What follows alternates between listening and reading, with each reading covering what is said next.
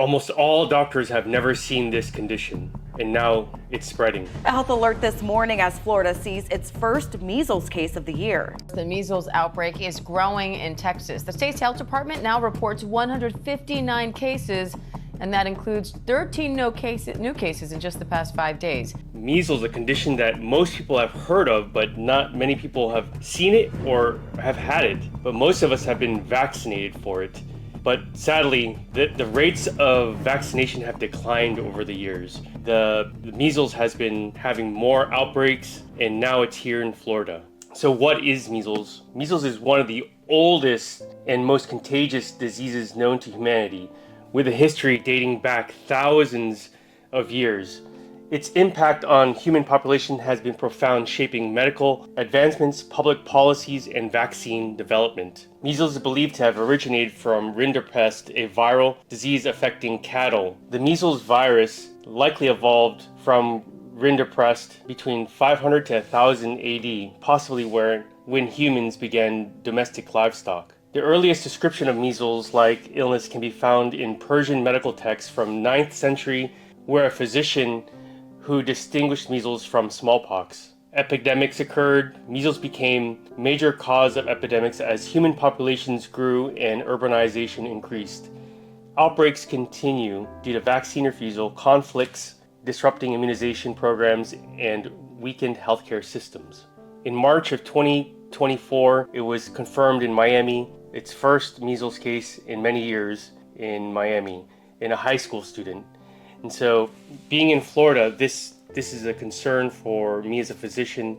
This is where we have to be on alert because most of us have never seen this virus in this condition. Luckily, when I was in med school, I did see a case of this. I actually saw one of the complication of measles, which a patient had. This girl was probably around 8 years old. This is after she had the condition, and she could barely move in the wheelchair. She was not neurologically intact. She couldn't move at will. She couldn't communicate. So when I saw that, that was the first time I saw that outside of the textbook, and very, very difficult to see. And I think we as Americans forget that some of these conditions exist because they have been eliminated.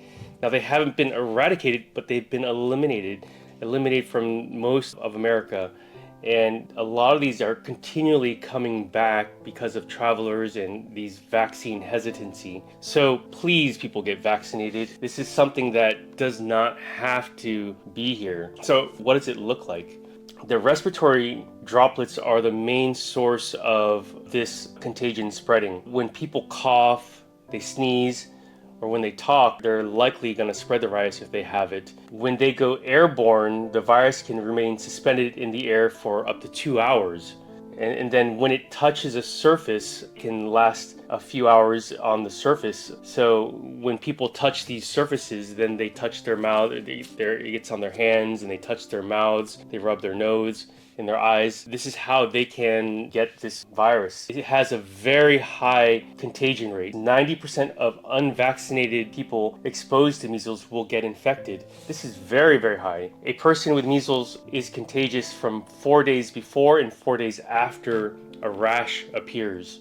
And so how does it present? Well, most of the time people are spreading this without them knowing they even have it. The 7 to 14 days after exposure, they call this the incubation period. There is no symptoms whatsoever, but the virus replicates and spreads through the bloodstream. Then the next phase, which is 2 to 4 days before the rash, which we call the prodromal phase, this is where high fevers, dry cough, which is persistent, a runny nose, red eyes, some sort of conjunctivitis. We call these the 3 C's to help us remember: the cough, coryza, and conjunctivitis. And then there's tiny white spots with a red halo inside the cheeks. And so they call these Koplik spots, and they're appearing 1 to 2 days before the rash. Then the rash comes out. They call it the exanthem stage, the rash phase, which is 3 to 5 days after the symptoms start. Classic measles rash. It begins on the face, the hairline, and behind the ears,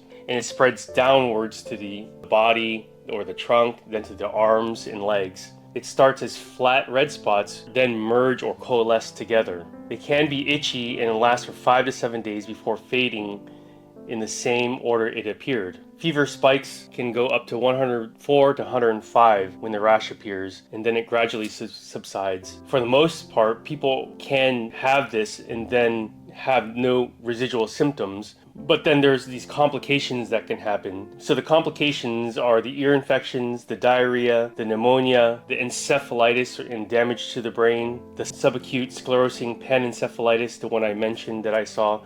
That happens in 1 in 10,000 cases. These other issues and side effects can happen 1 in 30, can happen in 30% of cases. In pneumonia, it can happen 1 in 20. Encephalitis, 1 in 1,000. So who is at risk? Who is most at risk for getting the highest complications? It's the infants less than 12 months old. It's the pregnant women and immunocompromised individuals, those with cancer, HIV, any transplant recipients, people on immunosuppressive drugs, malnourished children. And then how do we prevent it? Very preventable. Well, there's the MMR vaccine, which is 97% effective with 2 doses. The first dose is given around 1 year of age, and then the second dose is between 4 and 6. It can be given earlier during outbreaks up to 6 months of age. So I want to talk about why did measles return? Well, since 2010, measles outbreaks have increased primarily due to the fact that there's vaccine hesitancy.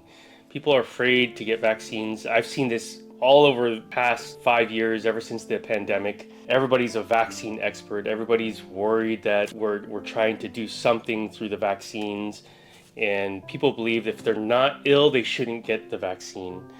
And this has been so difficult over the past years because prior to the epidemic, there was not much issue with people getting vaccines.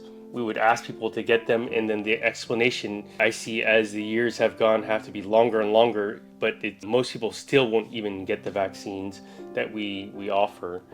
Now, for children getting vaccines, it's required for them to go into school. So for the most part, most of the kids are getting their vaccines, their childhood vaccines, but the adults, it's very difficult for me to give vaccines, as I found over the recent years. And so with this, you can see that children are probably not going to get vaccines if their parents aren't getting vaccines. And if the children aren't getting them, there's going to be signs of this happening with different types of outbreaks. With measles, the largest outbreak occurred in 2014 of most recent, where 600 cases occurred, and in 2019, and now in 2025, it's happening again. So the current measles outbreaks in the United States, as of March 6th, the United States is experiencing significant measles outbreaks, primarily affecting Texas, New Mexico, and now it's coming to Florida. There is a report where emergency room physician saw measles, and now she's the expert in West Texas. And knowing how to diagnose this, how it presents, and then what to do from there. And this ER physician has never seen measles before, but she's the expert in the area. And so this is going to be quite common for most physicians, because in the United States, measles was eliminated in the year 2000, except for these few outbreaks that have been happening over the years. Texas, the outbreak is concentrated in West Texas, particularly in the Gaines County area, which has a high rate of vaccine exemptions. The local Mennonite community, known for low vaccination rates, has been notably affected. In New Mexico, cases linked to the Texas outbreak have been reported, raising concerns about the spreading to neighboring states. Now there's a national spread happening beyond Texas and Mexico, and of course here in Florida. The measles cases reported in several states, including Alaska, Georgia, New York, and Rhode Island. These cases are primarily among unvaccinated individuals, which shows that we should get vaccinated. Now, preventing this, the vaccine challenge, nationally measles coverage has declined in the recent years. For example, Iowa's current rate of vaccination rate is 92%. This is well below the threshold of 95% that is needed to prevent the outbreaks. So hopefully this gives you an idea of what measles is about, the history of measles, how it presents, the complications that are happening. I cannot urge you even more to get vaccinated for this and have your children vaccinated. This is a very sad condition that can be easily prevented. If you've seen the problems like I have, the complications of measles, you would not want you or any of your family members to get this. We don't see it, so we're stuck in our own little bubble of not seeing these things until it happens. So hopefully you enjoyed this, and hopefully you'll get vaccinated for the measles, and hopefully it doesn't come too far close to you. Thanks for watching.